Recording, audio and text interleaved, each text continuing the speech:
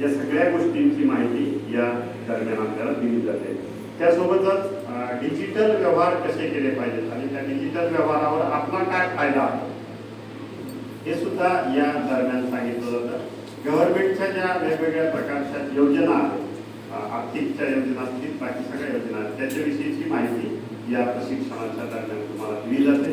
त्यासोबतच तुमचं ग्राहकांशी कशा प्रकारे संवाद असला पाहिजे, त्याला आपण ग्राहक सुसंवाद असं म्हणतो, व्यक्तिमत्व कसं असलं पाहिजे आपलं, याविषयीची माहिती तुम्हाला या ट्रेनिंगच्या दरम्यान दिली जाते।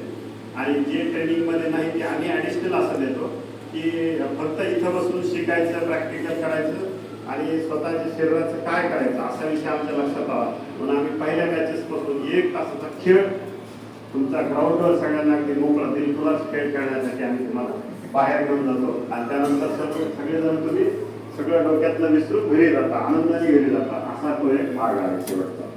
प्रशिक्षण म्हणजे खूप काही मोठा बोज आहे असं समजायचं नाही, हसून खेळून सगळ्या गोष्टी इथं होणार आहेत। ज्याला लिहिता येत नाही त्यांनी नाही लिहिलं तरी चालतं, ज्यांना वाचता येत नाही त्यांनी नाही वाचलं तरी चालतं, ऐकायचं मात्र सगळे नाही का, ऐकल्यानंतर ते कळतं, आपल्याला बोलता येतं, सगळ्यांना सांगता येतं आणि सगळे जणांना ऐकायला येतं असं आपण गृहीत धरतो।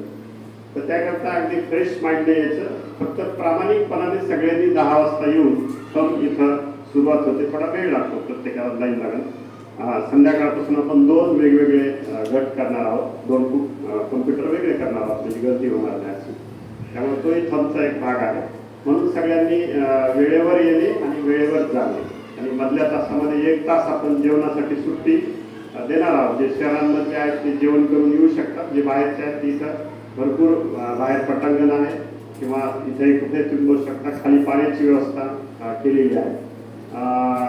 स्वच्छतागृहाचा वापर मात्र वरच्याच मजल्यावर करायचा, खाली लहान मुलं असल्यामुळे मोठ्या व्यक्तींना प्रवेश बंद आहे स्वच्छतागृहासाठी, त्यामुळे वरचा जो भाग आहे तो सगळ्यांनी वापर करायचा आहे। अजून एक सगळ्यात महत्त्वाची पालक सरांनी तुम्हाला सूचनाही दिल्या असतील त्या की इथे थोडं तुम्ही आल्यापासून तुम्हाला आम्ही कोणी तंबाखू खाताना दिसलं नसते काय की किंवा कुठे इथं असं पिचकारी मारलेली दिसलेली नसेल, तर कृपा करून आपल्यापैकी जर कोणी हे अमृत सेवन करत असेल किंवा ह्या सगळ्या गोष्टी खात असेल तर त्याचा वापर करायचं टाळा आहे का नाही। आणि बाहेर गेल्यानंतर तुम्हाला आम्ही तुमचे काय म्हणजे बांधील नाही आहेत की तुम्ही बाहेर गेल्यानंतर तुम्ही मात्र तुमच्या मनाप्रमाणे काय असेल ते तुम्ही करू शकता।